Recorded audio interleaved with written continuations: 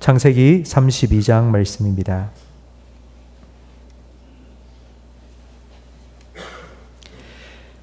구약성경 48면입니다. 창세기 32장 1절부터 12절까지 한 절씩 교독하겠습니다. 야곱이 길을 가는데 하나님의 사자들이 그를 만난지라.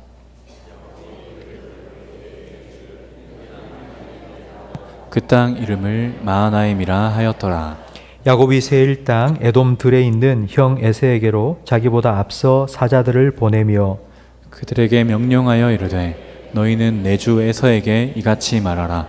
주의 종 야곱이 이같이 말하기를 내가 라반과 함께 거류하며 지금까지 머물러 있었사오며 내게 소와 나귀와 양떼와 노비가 있으므로 사람을 보내어 내 주께 알리고 내 주께 은혜 받기를 원하나이다 하라 하였더니 사자들이 야곱에게 돌아와 이르되 우리가 주인의 형 에서에게 이른즉 그가 400명을 거느리고 주인을 만나려고 오더이다. 야곱이 심히 두렵고 답답하여 자기와 함께한 동행자와 양과 소와 낙타를 두 떼로 나누고 이르되 에서가 와서 한 떼를 치면 남은 한 떼는 피하리라 하고 야곱이 또 이르되 내 조부 아브라함의 하나님 내 아버지 이삭의 하나님 여호와여 주께서 전에 내게 명하시기를 내 고향 내 족속에게로 돌아가라 내가 내게 은혜를 베풀리라 하셨나이다. 나는 주께서 주의 종에게 베푸신 모든 은총과 모든 진실하심을 조금도 감당할 수 없사오나 내가 내 지팡이만 가지고 이 요단을 건넜더니 지금은 두 때나 이루었나이다. 내가 주께 간구하오니 내 형의 손에서 에서의 손에서 나를 건져 내시옵소서. 내가 그를 두려워함은 그가 와서 나와 내 처자들을 칠까 겁이 나기 때문이니이다. 주께서 말씀하시기를 내가 반드시 내게 은혜를 베풀어 내 시로 바다에 셀 수 없는 모래와 같이 많게 하리라 하셨나이다. 아멘. 우리 교회 처음 오신 새 가족들이 공통적으로 하는 말씀이 있습니다. 교회 오면 참 편안하다. 교회에 딱 오면은 뭔지는 모르겠는데 마음이 그렇게 편안하다. 이런 말씀을 늘 하십니다. 그 이유는 세상에서는 평안을 누릴 수가 없죠. 세상에는 늘 걱정, 근심 가득한데 이제 교회에 와서 하나님 앞에 그걸 다 내려놓으면 하나님 주시는 평안을 누릴 수 있기 때문입니다. 이렇게 시작한 신앙생활을 몇 년 하다 보면 평안함보다는 마음의 불편함을 느끼기 시작합니다. 예수 믿기 전에는 내가 내 육신의 생각을 따라서 그냥 한 길로만 쭉 살아왔는데 이제 예수님 믿고 나니 내 안에 성령님께서 찾아오셔서 성령님께서 원하시는 생각을 계속하여 우리에게 가르쳐 주시기 때문입니다. 내가 육신의 소욕을 쫓아 살려고 하면 안 돼! 그러면 안 돼! 라고 말하니 마음속에서 이게 불편함이 계속 생깁니다. 갈라디아서 5장 말씀처럼 우리의 마음은 육신의 정욕과 성령의 소욕이 계속하여 치열하게 싸움을 벌이고 있는 전쟁터입니다. 육신의 생각을 계속 넣어주는 마귀는 우리가 성령의 소욕을 쫓아 살아가는 것을 방해합니다. 그렇게 살지 못하도록 계속 방해합니다. 우리는 하나님의 뜻 따라 하나님의 뜻에 순종하며 살아가면 우리의 인생이 만사형통이 될 거라고 생각하는데 사실 뭐 그런 경우도 있습니다만은 그런 경우보다는 오히려 더 힘들고 어려운 일들이 생기기도 합니다. 이런 불편함이 생깁니다. 근데 이 마음의 불편함은 내가 예수님 믿는 그리스도인이라는 가장 확실한 증거 중에 하나입니다. 오늘 본문에 보면 야곱이 하나님의 지시하심을 따라 자기 고향으로 돌아갑니다. 그런데 그 귀향길이 순탄하지 않습니다. 라반이 추격해 왔습니다. 라반의 추격을 간신히 뿌리치고 이제 고향 땅 앞에 다다랐는데 이제는 에서를 만나야 합니다. 그러니까 산 너머 산이 계속하여 놓여 있습니다. 오늘 본문 1절 말씀에 보면 야곱이 길을 가는데 하나님의 사자들이 그를 만났다고 기록되어 있습니다. 이 1절 말씀의 주어는요, 야곱이 아니라 하나님의 사자입니다. 그러니까 야곱이 하나님의 사자를 만났다가 아니라 하나님의 사자들이 야곱을 만났다고 되어 있습니다. 그러니까 야곱이 하나님의 사자를 찾은 것이 아니라 하나님의 사자들이 야곱을 찾아온 것입니다. 하나님의 사자들은 바로 하나님 보내신 천사들입니다. 하나님의 사자들이 야곱을 만나 줬다는 건 천사들이 야곱에게 내가 여기 있다 하고 자신을 드러내 보여주었다는 의미입니다. 그럼 야곱이 천사들을 보고 어떤 반응을 보였을까요? 야곱은 천사들을 딱 보면서 오! 하나님의 군대다. 하나님의 군대다 라고 말했습니다. 그리고는 그곳 이름을 마하나임이라고 불렀습니다. 이 마하나임이라는 이 이름의 뜻은 두 진영이라는 뜻입니다. 그러니까 하나님의 군대가 한 진영이 있는 게 아니라 두 진영으로 나누어 있다는 것입니다.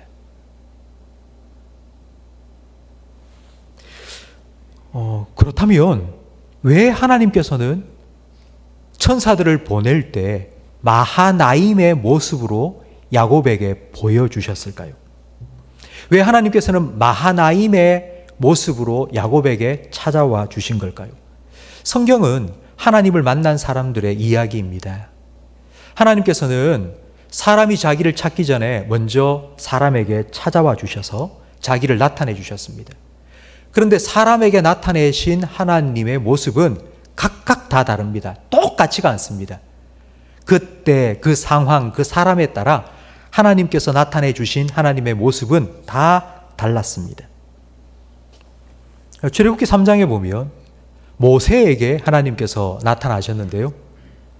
모세에게는 불타는 떨기나무 속에서 하나님께서 나타나셨죠. 왜 하나님께서 불타는 떨기나무 가운데서 모세를 만나 주셨겠습니까? 원래 떨기나무는 불이 한번 붙으면 금방 화르르 불타 사라져 버립니다. 잿더미가 돼 버립니다. 모세의 삶이 그랬습니다. 애굽 사람이 자기 동족 이스라엘 사람을 학대하는 것을 보고 그 한순간 감정을 억누르지 못해 그 애굽 사람을 쳐 죽였습니다. 그리고는 살인자가 되어서 애굽에서 도망쳤죠. 그러니까 애굽에서 도망친 모세의 모습이 마치 불 붙어서 한순간에 잿더미로 변해버리는 떨기나무와 같았던 것입니다. 그런데 하나님께서 그 모세 앞에 불이 붙었지만 사그라들지 않는 그 불꽃으로, 떨기나무의 불꽃으로 나타나신 건 모세야, 너의 삶은 한번 화르르르 타고 사라져버리는 그런 모습이야. 그런데 내가 너와 함께 있으면 너의 그 열정, 네가 가지고 있는 그 꿈, 네가 가지고 있는 그 비전이 계속하여 활활 타오를 수 있어. 내가 너와 함께하면 돼. 하나님께서는 그런 모습으로 모세에게 찾아와 주셨습니다. 갈멜산에서 850대 1의 영적 대결에서 대승을 거둔 엘리야. 그런데 자기 선지자들 850명이 죽었다는 소식을 들은 이세벨 여왕이 내가 널 가만히 두지 않겠다. 내가 너를 죽여버리겠다. 이세벨이 자기를 죽이겠다 살인 예고를 했을 때에 엘리야는 두려워서 광야로 도망쳤습니다. 도망치다 기진맥진해서 로뎀나무 아래에 쓰러져서 이렇게 기도하죠. 하나님, 이제 됐습니다. 내 생명을 거두어 주십시오. 나 이제 죽어도 좋습니다. 그때 하나님께서는 천사를 보내셨습니다. 천사에게 무엇을 들려 보내셨는가 하면 물과 떡을 들어 보내셔서 쓰러져 자고 있는 엘리야를 어루만져 깨웠습니다. 엘리야야, 엘리야야, 일어나서 먹어라. 하나님께서 왜 엘리야에게는 그와 같은 모습으로 나타나셨을까요? 엘리야가 지쳤으니까 다시 회복시켜 주시기 위해서, 위로해 주시기 위해서 하나님께서는 천사의 손에 떡과 물을 들려 만나 주신 것입니다. 위로해 주신 것입니다. 하나님께서는 그 사람과 그 상황에 안성맞춤으로 자기를 나타내 주셨습니다. 그렇다면 지금 야곱에게는 하나님께서 마하나임의 하나님으로 나타내 주셨습니다. 군대인데, 하나님의 군대인데 두 진영입니다. 두 진영의 하나님의 천사들의 군대로 하나님께서는 야곱을 만나 주신 겁니다. 과연 그 이유가 무엇일까요? 왜 하나님께서는 마하나임의 하나님으로 야곱에게 지금 이 순간에 찾아와 주신 걸까요? 이 질문을 가지고 오늘 본문 말씀을 함께 살펴보겠습니다. 야곱이 마하나임의 하나님, 두 진영의 하나님의 군대를 본 다음 어떻게 했는가 하니, 오! 마하나임, 하나님의 군대, 두 진영의 군대라고 말하고는 그냥 그 장소를 지나쳤습니다. 저 같았다면 아마 매달렸을 겁니다. 저를 좀 도와주세요. 저와 함께 가주세요. 왜냐하면 지금 야곱 앞에는 에서와의 만남이 기다리고 있습니다. 이제 곧 자기 형 에서를 20년 만에 만납니다. 그 20년 동안 에서의 마음이 어떻게 변했는지 모릅니다. 형에게 거짓말하고 장자의 축복을 가로채고 도망을 쳤다가 20년 만에 돌아오니 형이 나를 과연 용서했을까? 아니면 아직도 마음에 여러고 있어서 나에게 복수하지는 않을까? 형을 만나는 게 두려웠습니다. 20년이라는 세월이 흘렀지만 아직 야곱의 마음속에는 형과의 관계가 풀리지 않은 숙제로 남아 있었습니다. 그래서 야곱은 자기가 먼저 형을 만나기 전에 자기에 앞서 사자들을 보냈습니다. 하나님의 사자들은 보고는 지나쳤는데 자기 사자들은 에서에게 먼저 보낸 것입니다. 그리고 그 사자들에게 형을 만나거든 내가 20년 동안 어떻게 살았는지, 그리고 내가 얼마나 많은 재산을 모았는지 형에게 안부도 전하고, 그리고 내가 어떻게 살았는지 꼭 전해라. 이제 곧 형을 만나 뵙게 될 거라고 꼭 전해라 라고 부탁을 했습니다. 그리고 돌아온 자기가 보낸 그 사자들이 하는 말이, 큰일 났습니다. 당신 형의 에서가 400명을 거느리고 지금 당신에게로 오고 있습니다. 여러분, 20년 만에 만나는 자기 동생을 대대적으로 환영해 주기 위해서 400명을 데리고 오는 것은 아닐 겁니다. 오늘 본문 7절 말씀을 보십시오. 7절에 보니 이 말을 들은 야곱은 심히 두렵고 답답했습니다. 그러니까 에서가 400명을 거느리고 자기를 만나러 오는 이유가 무엇인지를 알았죠. 자기를 해치기 위해서, 자기에게 복수하기 위해서 400명이나 거느리고 자기에게로 오고 있다는 것을 분명히 야곱은 알았습니다. 그래서 두려워했죠. 여기서 우리는 야곱이 왜 두려워했는지 한번 생각해 보아야 합니다. 왜 두려웠을까요? 400명을 거느리고 에서가 올 때에 왜 야곱의 마음이 두려웠을까요? 외삼촌 라반의 집에 있을 때는 그렇게 두렵지는 않았습니다. 그냥 고생은 많이 했지 두려운 마음은 갖지 않았습니다. 근데 지금 형 에서를 만나기 전에는 두려워합니다. 왜 두려웠을까요? 가진 게 많았기 때문입니다. 처자식도 딸렸고, 그리고 라반의 집에서 얻은 재물도 재산도 가축도 많았기 때문입니다. 여러분, 가진 게 많으면 두렵습니다. 빼앗길까 봐, 잃어버릴까 봐 두렵습니다. 이런 말이 있죠. 가진 것이 없는 사람하고는 싸우지 마라. 가진 것 없는 사람은 두려울 게 없다. 아마 이런 말을 들어보셨을 겁니다. 가진 것 없는 사람하고 싸우면 내가 얻을 게 없습니다. 가진 게 없는 사람과 싸우면 그 사람은 잃을 게 없기 때문에 목숨 걸고 싸웁니다. 그러니 그런 사람과는 상대하지 않는 것이 좋다. 어른들이 늘 하는 말이죠. 러시아가 우크라이나를 침공했습니다. 근데 우크라이나를 침공하면서 용병 그룹을 고용했죠. 바그너 그룹이라는 용병 그룹을 고용을 했습니다. 그런데 혹시 여러분 2주 전에 뉴스를 들으셨습니까? 그 바그너 그룹 용병의 대장인 프리고진이라는 사람이 비행기를 타고 가다가 비행기 폭발 사고로 죽었다는 뉴스 들으셨죠? 이 프리고진이 왜 비행기 폭발 사고로 죽었는가 하면 2달 전에 푸틴 대통령에게 항명하고 모스크바를 향하여서 반란을 일으켜 진격해 갔습니다. 그러니까 그걸 푸틴이 꽁 하고 있다가 비행기 폭발을 시켜서 죽인 거라고 추정하고 있습니다. 근데 여러분, 그 용병 그룹이 러시아라는 그 대국을 상대로 어떻게 반란을 일으키고 싸울 그런 생각을 가졌겠습니까? 그 이유가 있습니다. 이 프리고진이라는 용병 대장은 위암에 걸려 있었습니다. 위암 치료를 수년 동안 받고 있었습니다. 위도 거의 한 절반 정도 잘라냈고요. 장까지 번져서 장도 많이 잘라냈다고 합니다. 그러니까 자기는 뭐 오늘 죽어도 내일 죽어도 뭐 아무 이상이 없는 그런 환자였습니다. 그러니 내가 한번 뭐 마음 먹고 가서 공격 한번 하고 한번 치자 생각하고는 그냥 잃을 게 없으니까 뭐 죽기를 각오하고 한번 대들자라고 생각을 하고 푸틴을 향하여 대항했다고 합니다. 여러분, 야곱이 두려웠던 이유는 그겁니다. 만약 내가 가진 게 아무것도 없으면 뭐 그냥 형한테 엎드려서 미안하다고 살려달라고 한마디 하면 되겠지만 처자식이 수두룩합니다. 가진 게 너무 많습니다. 그걸 지키기 위해서 너무 두려운 것입니다.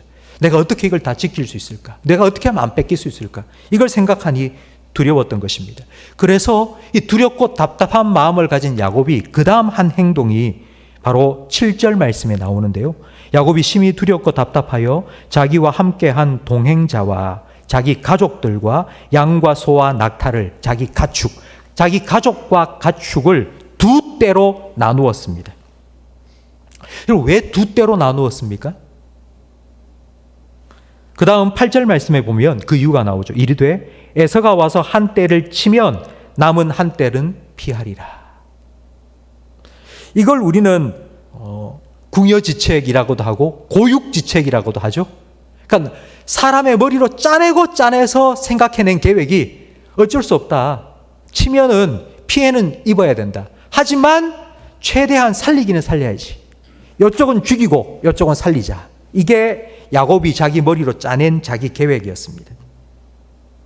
이렇게 두 때로 딱 나뉘어서 계획을 딱 세우고 난 다음 그 다음 한 일이 바로 9절 말씀입니다. 여러분 9절에 보니 야곱이 또 이르되 내 조부 아브라함의 하나님 내 아버지 이삭의 하나님 여호와여 라고 무엇 하고 있죠 지금? 기도입니다. 기도. 자기가 할 수 있는 모든 것을 다 해놓고 난 다음 이제 제일 마지막으로 기도를 하고 있습니다. 여러분 어떠세요? 이런 야곱의 모습이 우리가 보기에는 참 얍삽하다. 지금까지 20년 넘게 훈련을 받았으면 제일 먼저 기도해야 되지 않겠나? 이런 생각을 하죠. 근데 우리의 눈에는 이런 야곱의 모습이 참 얍삽하게 보입니다. 그렇다면 과연 하나님께는 이런 야곱의 모습이 어떻게 보였을까요?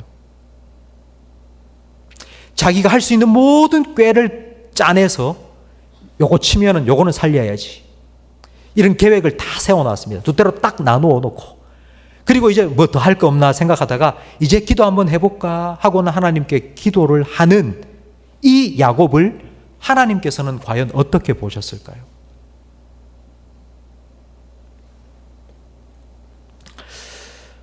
성경에는 나오지 않는데요. 저는 하나님께서 너무너무 기뻐하셨을 것 같습니다. 왠 줄 아세요? 9절 말씀부터 12절까지 나온 이 야곱의 기도는 성경에 기록된 야곱의 첫 번째 기도이기 때문입니다. 그 이전에는 야곱이 먼저 하나님께 하나님 이렇게 좀 해주세요라고 기도한 적이 없습니다. 하나님께서 늘 먼저 찾아와 주셨죠. 야곱아, 내가 너에게 이렇게 해줄게. 내가 너와 함께 해줄게. 야곱아, 내가 지시한 곳으로 돌아가라. 내가 너를 지켜줄게. 늘 하나님께서 먼저 찾아와 야곱에게 계속 말씀해 주시면 아 그래요? 그럼 제가 그렇게 할게요 라고 야곱은 그냥 대답했을 뿐입니다. 그런데 먼저 야곱이 하나님 앞에 엎드려서 하나님 저 좀 살려주세요. 저 좀 도와주세요. 하나님 약속하신 대로 제가 왔잖아요. 그런데 형한테 죽으면 안 되잖아요. 나 좀 살려주세요라고 엎드려 기도하는 게 첫 번째예요. 드디어 야곱이 하나님 앞에 기도하기 시작한 것입니다. 하나님이 얼마나 기뻤겠습니까? 야, 야곱이 드디어 나한테 기도하는구나. 하나님께서 이 순간을 손꼽아 기다리셨습니다. 여러분, 야곱이 자기의 모든 할 수 있는 수단과 방법을 다 강구해서 살 궁리를 다 해놓고 그 다음에 하나님께 기도했기 때문에 야 이건 잘못된 거야. 얍삽해. 우리는 이런 생각하죠. 근데 하나님께는 그런 순서가 중요하지 않습니다. 우리가 오만 가지 내가 할 수 있는 걸 다 해놓고 제일 끝에 가서 기도를 한다 해도 하나님 기뻐하십니다. 하나님은 우리가 하나님 앞에 그냥 엎드려서 하나님 도와주세요, 살려주세요, 어느 순간에라도 기도하시는 걸 하나님께서는 기뻐하십니다. 야곱의 기도를 살펴보면 야곱은 하나님의 약속을 기억하며 기도합니다. 하나님께서 제게 약속하셨잖아요. 하나님 가라 해서 내가 왔잖아요. 하나님이 지켜준다 했잖아요. 하나님이 내게 약속해 주신 것처럼 아브라함의 축복을 나에게 이어준다고 했잖아요. 그러니 하나님 약속하신 대로 제게 이루어 주세요. 함께 하겠다고 약속하신 것처럼 저를 지켜주세요. 하나님의 말씀을 붙잡고 기도합니다. 그리고 10절 말씀을 보십시오. 10절 말씀에 보니 나는 주께서 주의 종에게 베푸신 모든 은총과 모든 진실하심을 조금도 감당할 수 없사오나 내가 내 지팡이만 가지고 이 요단을 건넜더니 지금은 두 때나 이루었나이다. 나는 주의 종입니다. 지금 야곱이 하나님 앞에서 나는 주의 종입니다.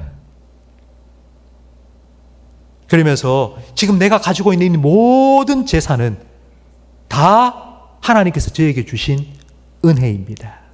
나는 이걸 가질 만한 자격도 능력도 없는 자였습니다. 내가 이 요단강을 건널 때에는 나는 지팡이 하나 달랑 들고 건넜습니다. 그런데 지금은 두 때, 자기가 에서가 치면은 도망칠 궁리로 두 때를 나누어 놓았지 않습니까? 두 때나 된다고 그렇게 하나님 앞에 하나님의 은혜에 대해서 감사하고 있습니다. 성도 여러분, 자기의 계획대로 자기가 할 수 있는 모든 것을 다 강구했던 야곱이 왜 지금 와서 이 끝에 하나님께 기도하게 되었을까요? 왜 야곱은 첫 번째 기도를 하나님께 드리게 되었을까요?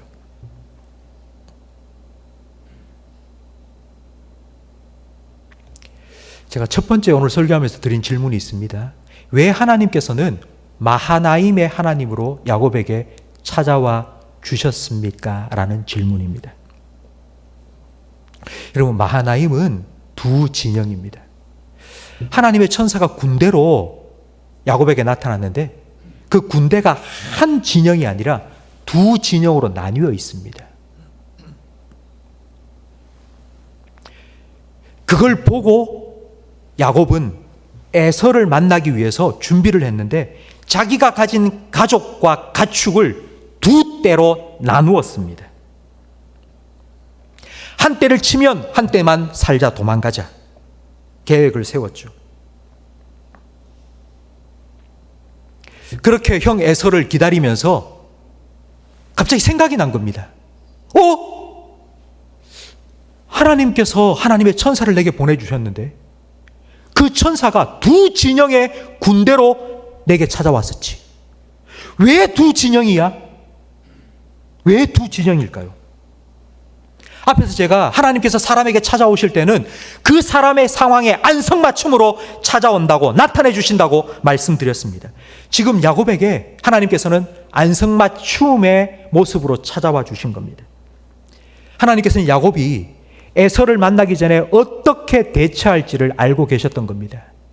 내 재산 두 때로 나누어서 하나를 치면 하나라도 살리자, 두 때로 나누어 놓았는데 하나님께서는 하나님의 천사, 하나님의 군대를 두 진영으로 딱 보여주시면서 하나를 치면 하나만 죽이고 하나는 살리고가 아니라 내가 두 군대로 네가 나누어 놓은 두 때를 다 지켜주겠다고.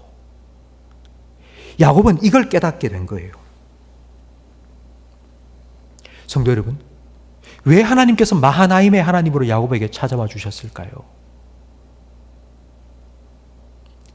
야곱에게 기도하라고. 그 하나님을 만났는데, 그 하나님 만나고 슬쩍 지나쳐 왔는데 지금 자기 생각대로 두 때로 나누어서 한 때를 치면 도망가겠다고 지금 자기 생각 꽉 차 있는데 바로 그 순간에 내가 봤던 그 하나님의 군대가 두 진영이었잖아. 왜 하나님은 그 모습으로 내게 찾아와 주셨지? 하나님, 두 때 중에 한 때가 죽고 한 때만 살리는 게 아니라 하나님께서 두 군대로 제 모든 것을 지켜주십시오라고 내가 기도해야 되겠다. 이런 마음을 가지고 하나님 앞에 엎드려 기도한 것입니다. 여러분, 바로 이 상황 속에서 하나님께서는 마하나임의 하나님을 기억하고 두 때다 하나님께 맡기고 내 계획대로 한 때만 살리자가 아니라 두 때다 하나님의 군대로 지켜달라고 기도하도록 하나님께서는 마하나임의 하나님으로 만나 주신 것입니다.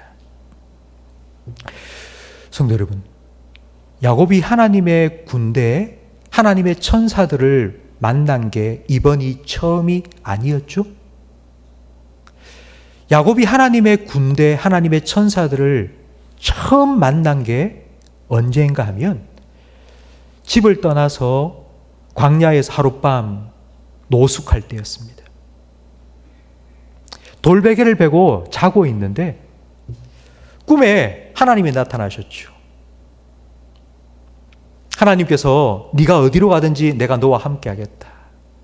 내가 너를 다시 이곳으로 돌아오기까지 내가 너와 함께 할 것이고 너를 떠나지 않겠다. 약속해 주셨는데요.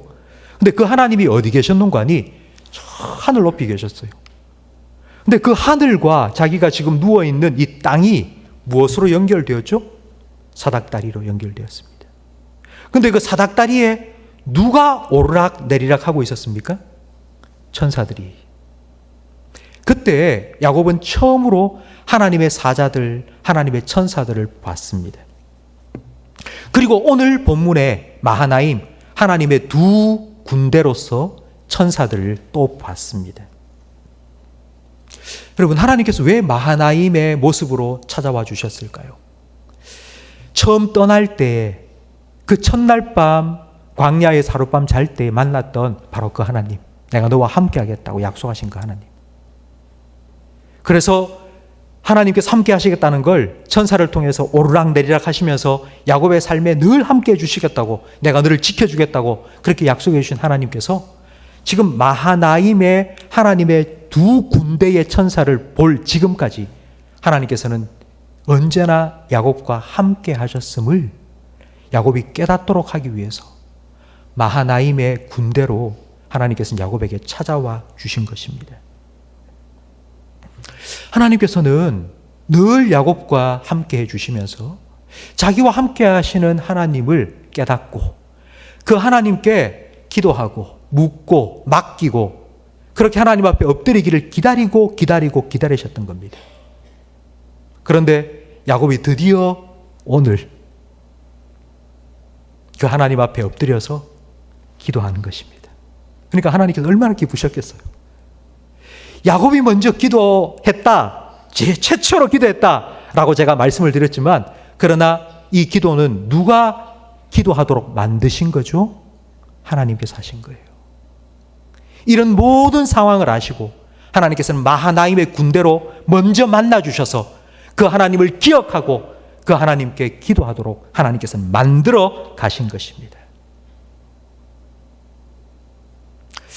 오늘 우리는 금요기도회에 기도하러 왔습니다. 여러분은 무엇 때문에 기도하러 이 자리에 오셨습니까? 우리는 보통 내 삶에 어떤 문제가 있기 때문에 내가 기도한다고 생각합니다. 그런데 문제가 있다고 기도하는 건 아닙니다. 야곱처럼 문제가 있다고 기도하는 게 아니고요. 누구 때문에 우리는 기도할 수 있죠? 우리의 기도를 들으시는 하나님이 계시기 때문입니다. 우리의 인생에 문제가 있다고 다 기도하는 것이 아닙니다. 그 문제보다 더 크신 하나님이 계신다는 것을 아는 사람만 기도할 수 있습니다. 우리를 기도하도록 만드시는 분이 바로 하나님이십니다. 하나님께서 우리를 기도의 자리로 부르시고 우리에게 기도하도록 만드셨다면 그럼 하나님께서는 반드시 우리의 기도 들으실 거고요. 우리의 기도에 하나님의 때에 하나님의 방법으로 응답해 주실 겁니다.